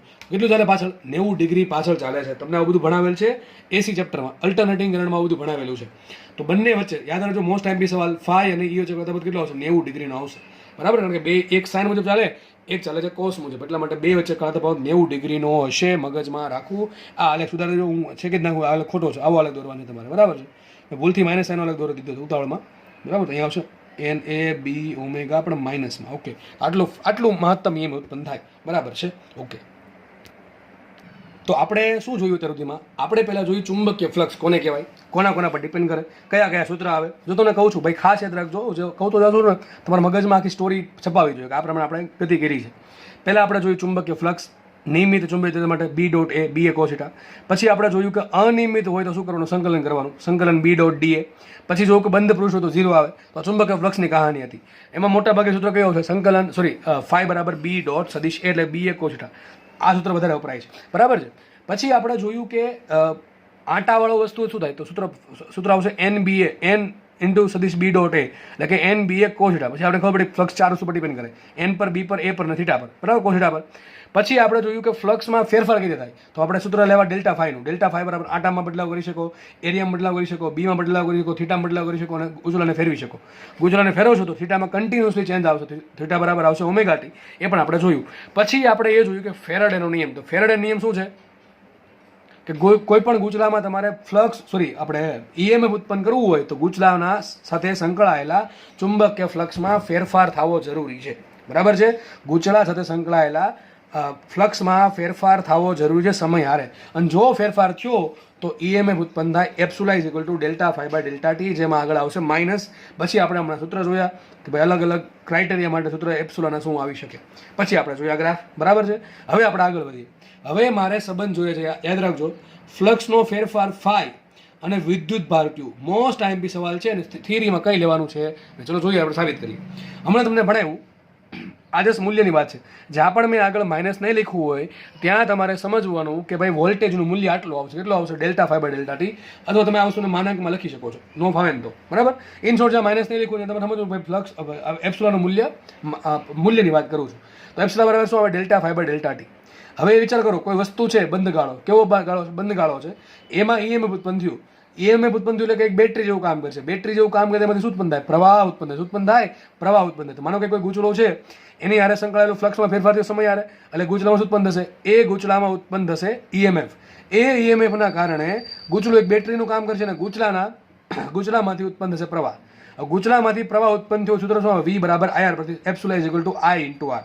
I મળી ગયો મને પ્રવાહ. પણ આપણને ખબર છે સાહેબ, આપણને ખબર છે કે પ્રવાહ બરાબર શું લખાય, પ્રવાહ બરાબર લખાય delta Q by delta T. કારણ કે મારે ક્યાં જવું છે, આજો રામ, પ્રેરિત EMF અને વિદ્યુત ભારનો સંબંધ. શું છે સંબંધ, પ્રેરિત EMF એપ્સુલા અને વિદ્યુત ભાર Q નો સંબંધ મારે જોઈએ છે. એટલે કે I ની જગ્યાએ શું મૂકવું પડશે આપણે, delta Q by delta T, બરાબર ને. તો જો એપ્સુલા અહીંયા છે, સૂત્ર શું હતું, V. આ સૂત્ર કયું છે, આ સમીકરણ નંબર 1, આ સમીકરણ નંબર 2. કયું આપણે ચેપ્ટર નંબર 3 નું, V બરાબર IR. અહીંયા એપ્સુલા સંજ્ઞા છે, એપ્સુલા બરાબર I ઇન્ટુ R. મારે પ્રવાહનું નથી કામ અત્યારે, મારે કામ છે પ્રવાહમાંથી પ્રવાહ જેના કારણે ઉત્પન્ન થાય છે એ વિદ્યુત ભારનું કામ છે. તો પ્રવાહ બરાબર શું લખાય, delta Q by delta T. તો એપ્સુલા બરાબર આવશે delta Q by delta T into R. રાખીએ અવરોધ, જો R અવરોધ છે, ડેલ્ટા Q છે આડછેદમાંથી વહેતો વિદ્યુત ભારનો ફેરફાર, અને ડેલ્ટા ટી શું છે, કેટલો વિદ્યુત ભારનો ફેરફાર થાય છે ડેલ્ટા ટી સમયમાં. ઓકે, તો એપ્સુલા ઇઝ ઇક્વલ ટુ આવી ગયું V બરાબર IR, એટલે કે એપ્સુલા બરાબર IR. I બરાબર મૂકીએ delta Q by delta T into R. તો મૂકી દીધું સૂત્ર, epsilon is equal to delta Q by delta T into R. સમીકરણ નંબર 1 સમીકરણ 2 સરખાવો તો લખાશે અહીંયા delta Q by delta T into R is equal to શું આવશે, અહીંયા delta phi by delta t. ફરી વાત છે, ડેલ્ટા ટી ઉડી ગયા, સૂત્ર આવી ગયું ડેલ્ટા Q બરાબર શું આવશે, delta phi by R. Most IMP સંબંધ ઘણી બધી વખત પૂછાઈ ગયો છે, કઈ સંબંધમાં કઈ છે નહીં, છતાં આપણે કેટલી વખત પૂછ્યો છે. સૂત્ર શું આવ્યું છે, વિદ્યુત ભારનો ફેરફાર બરાબર શું આવ્યો, ફ્લક્સનો ફેરફાર છેદમાં અવરોધ. જો લખ્યું છે અહીંયા વિદ્યુત ભારનો ફેરફાર ડેલ્ટા Q બરાબર શું આવશે, ચુંબકીય ફ્લક્સનો ફેરફાર ડેલ્ટા ફાઈ છેદમાં અવરોધ R. તો ડેલ્ટા Q બરાબર આવશે ડેલ્ટા ફાઈ બાય R, અથવા ઘણી વખત આવું પણ આવે, ડેલ્ટા ફાઈ બરાબર આવે ડેલ્ટા Q ઇન્ટુ R. તો ડેલ્ટા ફાઈ બરાબર આવશે R ઇન્ટુ ડેલ્ટા Q, અથવા ડેલ્ટા ફાઈ બરાબર આવશે ડેલ્ટા Q ઇન્ટુ R. વિદ્યુત ભારનો ફેરફાર ગુણ્યા અવરોધ કરો, તમને શું મળે, ચુંબકીય ફ્લક્સનો ફેરફાર. શું મળે, ચુંબકીય ફ્લક્સનો ફેરફાર મળે. તો આ થિયરીમાંથી તમને પ્રશ્ન પૂછાય, બરાબર, IMP વસ્તુ છે. અને ઘણી બધી અહીંથી પેલા શું પૂછે, એકમ પૂછે. એકમ જાનો શું બને, વિદ્યુતનો ફેર એકમ શું બને, કુલમ બરાબર. અહીં શું આવશે, વેબર ભાંગ્યા અવરોધ, વેબર બાય ઓમ. તો આ વસ્તુ પણ IMP છે, બરાબર. કુલમ બરાબર વેબર બાય ઓમ, અથવા આમ પણ લખી શકાય weber is equal to ohm into coulomb. Coulomb છે આપણે ખબર છે, ચેપ્ટર નંબર 1 વિદ્યુત ભારનો એકમ, ઓમ છે અવરોધનો એકમ, અને વેબર છે ચુંબકીય ફ્લક્સનો એકમ. અને વેબર બરાબર શું લખાય? ટેસ્લા મીટર્સ કે શું લખાય? ટેસ્લા મીટર્સ કે તો લખાશે આ પ્રમાણે tesla metre square is equal to ohm into coulomb. તો ઘણી વખત આવું પણ હોય, ટેસ્લા બરાબર ઓમ કુલમ પર મીટર સ્ક્વેર. આવું પણ તમને પ્રશ્ન પૂછાય કે નીચેનામાંથી કયું સૂત્ર એકમ વચ્ચેનો સાચો સંબંધ દર્શાવે છે? તો ટેસ્લા બરાબર ઓમ કુલમ પર મીટર સ્ક્વેર. આવું બધું કંઈ ગોખવાનું હોય નહીં, બરાબર છે. પણ મગજમાં રાખવું કે વિદ્યુત ભાર ક્યાંથી આવશે? અહીંથી આવશે. વિદ્યુત ભાર શોધવા માટે શું કરવું? જો યાદ રાખજો, હું તમને એક રીત કહું છું. વિદ્યુત ભાર શોધવું શું કરવાનું? પહેલાં શોધવાનું ઈએમએફ. ઈએમએફ મળે એટલે વી બરાબર આઈઆર પરથી આઈ મળી જશે મને. આઈ મળે શું મળે? Delta Q by delta T મળે, બરાબર. Delta Q by delta T મળે તો એપ્સિલોનનું સૂત્ર છે delta Y by delta T R. સરખાવો તો સૂત્ર મળશે ડેલ્ટા ક્યુ બરાબર ડેલ્ટા વાય બાય આર. મગજમાં રાખજો, આ એમપી છે, ક્યારેક ક્યારેક પૂછી નાખશે પ્રશ્ન આમાંથી, બરાબર. ઘણી વખત દાખલો તમને આવો પૂછે, તમને છે ને એ આમ પણ લખે, બરાબર ને. તો સૂત્ર આવું બનશે ડેલ્ટા ક્યુ બરાબર શું આવશે? φ2 માઇનસ φ1 છેદમાં આર. તમને એમ કહે છે કે કોઈ સમયે ગૂંચળાને સંકળાયેલ ફ્લક્સ આટલું છે અને થોડાક સમય પછી ફ્લક્સ થઈ ગયું આટલું, એટલે φ2 અને φ1 આપ્યા છે અને ગૂંચળાનો અવરોધ આપી દીધો આર. તો ક્વેશ્ચન એમ કહે છે કે આટલા સમયગાળામાં ગૂંચળામાંથી વહેતો વિદ્યુત ભારનો ફેરફાર શોધો. ટૂંકમાં તમને દાખલા ગણવા માટે સૂત્ર હેલ્પફુલ થશે, બરાબર. ડેલ્ટા ક્યુ બરાબર φ2 માઇનસ φ1 બાય આર. મોટા ભાગે તો સંબંધ જ પૂછે, પણ દાખલો પૂછે તો દાખલો પણ આવડી જવો. જો દાખલા હું ગણાવીશ નહીં, આવા સિમ્પલ જેવા દાખલા ગણાવવાના હોય નહીં, કારણ કે φ2 આપી દેશે, φ1 આપી દે અને અવરોધ આર આપી દે તો મને શું મળે? વિદ્યુત ભારનો ફેરફાર મળે. બે બાજુ શું કરું? બે બાજુ સમય વડે ભાંગી નાખું તો મને શું મળશે? પ્રવાહ મળી જાય. શું મળી જાય? પ્રવાહ, બરાબર ને. Delta Q by delta T શું કહેવાય? પ્રવાહ કહેવાય. તો φ2 માઇનસ φ1 ભાંગા આ ડેલ્ટા ટી શું કહેવાય? એપ્સિલા કહેવાય. એપ્સિલા બાય આર આ કહેવાય જ તે, બરાબર. ઓકે, તો આપણે આગળ વધીએ. હવે દાખલા જોઈએ આપણે, ફટાફટ દાખલા જોશું. અને દાખલામાં મેં જે ડેટા છે એ તમને તમારા માટે લખ્યો છે. દાખલા આ ચેપ્ટરના તમારા જાતે ગણવાના છે, જેટલા જરૂર છે એટલા ગણાવીશ, બાકી બધા હું તમને હિન્ટ આપીશ. ચલો શું કહે છે? 500 આંટાવાળા ગૂંચળાના સમતલને સમાંતર 5 × 10⁻³ ટેસ્લાનું ચુંબકીય ક્ષેત્ર લાગુ પાડેલ છે. ગૂંચળાના આડછેદનું ક્ષેત્રફળ 50 સેન્ટીમીટર સ્ક્વેર છે. તો ક્વેશ્ચન એમ છે ગૂંચળા સાથે સંકળાયેલો ફ્લક્સ શોધો. મને કેટલી બધી વસ્તુ આપી? જો આંટા આપ્યા 500, પછી શું આપ્યું મને? બી આપ્યું. બી આપ્યું કેટલું? 5 × 10⁻³ ટેસ્લા, બધું એસઆઈ કામમાં જ છે. અને પછી શું આપ્યું મને? એરિયા આપ્યો ગૂંચળાનો. એ કેટલો એરિયા છે? 50 સેન્ટીમીટર સ્ક્વેર, બરાબર. તો ક્વેશ્ચન એમ છે ફાઈ કેટલું હશે? ચલો માનો કે આ ગૂંચળું છે, માનો કે આ ગૂંચળું છે, સપોઝ માનો કે ગૂંચળું છે. ગૂંચળાનો એરિયા ક્યાં હશે? આ પેજમાં ગૂંચળું પડ્યું છે, ગૂંચળાનો એરિયા ક્યાં હશે? ગૂંચળાનો એરિયા હશે આ રીતે. તો આ થઈ ગયો એ. હવે ક્વેશ્ચન શું કહે છે? ક્વેશ્ચન જો આવું કંઈક કહે છે કે ગૂંચળાના સમતલને સમાંતર. બી ક્યાં છે? જો ખાસ વાત જો, 500 આંટાવાળા ગૂંચળાના સમતલને સમાંતર આટલું બી છે. ટૂંકમાં સમતલ ક્યાં? આ સમતલ છે ને એને સમાંતર બી. ટૂંકમાં બી આ રીતે છે, બી આ રીતે છે. એરિયા ક્યાં છે? સમતલને લંબ. એરિયા ક્યાં છે? સમતલને લંબ. એરિયા છે એ સમતલને લંબ છે, વિચારો. અને બી ક્યાં છે? સમતલને સમાંતર. શું છે? સમતલને સમાંતર છે. તો વિચાર કરી દો સૂત્ર શું? ફ્લક્સનું ફાઈ બરાબર આવે NBA cos થીટા. આગળ દાખલો ગણવાની જરૂર છે નહીં, કારણ કે થીટા બરાબર શું છે? થીટા બરાબર 90 ડિગ્રી છે, તો ફ્લક્સ આવશે 0. મોટા ભાગના વિદ્યાર્થી આ દાખલો ખોટો કરીને આવે. વિચારો આટલો ફુદ્દુ દાખલો ખોટો કરીને આવે ને આવા દાખલા નીટમાં પૂછાય. જીમાં તો ચાન્સ જરા પણ છે નહીં પૂછાવાનો. ગુજકેટમાં પૂછી શકે આવો દાખલો, બરાબર છે. ભાઈ ખાસ વાંચો, એક શબ્દ પર આખો દાખલો છે. આ શબ્દ પર સમાંતર, સમતલને સમાંતર. જો અહીંયા શબ્દ ખાલી કરી નાખું ને લંબ, સમતલને લંબ, તો આન્સર શું આવશે? NBA cos 0. અને cos 0 થાય 1 તો સૂત્ર આવશે NBA. તો તમે ત્રણેયનો ખાલી ગુણાકાર કરવાનો છે, NB અને એનો, બરાબર છે. પણ એના માટે શબ્દ શું હોવો જોઈએ? ગૂંચળાના સમતલને લંબ હોવું જોઈએ. ખાલી ગોખવાથી આ ચેપ્ટર આવડવો નથી, કેમ કે ફિઝિક્સ જ નહીં આવડે ગોખવાથી, બરાબર. કે તમને હવે આઈડિયા આવી ગયો છે. ચલો આપણે આગળ વધીએ. તો દાખલો એકદમ પ્યોરલી કોન્સેપ્ચ્યુઅલ દાખલો છે. શું આન્સર આવશે? 0 ફ્લક્સ આવશે. એટલે કે બી અને એ વચ્ચેનો ખૂણો 90 ડિગ્રી. દેખાય કેટલો ખૂણો છે? 90 ડિગ્રીનો. ઓકે, આપણે આગળ વધીએ. નવો ક્વેશ્ચન સોલ્વ કરીએ. 200 આંટાવાળા અને 10 સેન્ટીમીટર સ્ક્વેર ક્ષેત્રફળ ધરાવતા ગૂંચળાનું સમતલ 5 સેકન્ડમાં ચુંબકીય ક્ષેત્ર સાથે 30 ડિગ્રીમાંથી 60 ડિગ્રીનો ખૂણો બનાવે છે. ચુંબકીય ક્ષેત્રનું મૂલ્ય 10 ટેસ્લા હોય તો પ્રેરિત EMF શોધો. વિચારો, EMF શોધવાનું છે. ચલો શું મને આપ્યું? આંટા આપ્યા. પહેલાં તો આંટા કેટલા આપ્યા? N બરાબર 200 આંટા આપ્યા. ઓકે, એરિયા આપ્યો છે. એરિયા કેટલો આપ્યો? 10 સેન્ટીમીટર સ્ક્વેર. તમને બધામાં હિન્ટ આપી દઉં છું. 10 સેન્ટીમીટર સ્ક્વેર ફેરવવો પડે છે એમાં મીટર સ્ક્વેર. તો 10 ગુણ્યા 10⁻⁴ મીટર સ્ક્વેર શું છે? 10⁻³ મીટર સ્ક્વેર એરિયા મળી ગયો. આગળ વાત કરીએ. 5 સેકન્ડ મને ટૂંકમાં સમયગાળો આપ્યો. ડેલ્ટા ટી બરાબર 5 સેકન્ડ આપ્યું. ઓકે, વાંધો નહીં. આગળ વધીએ.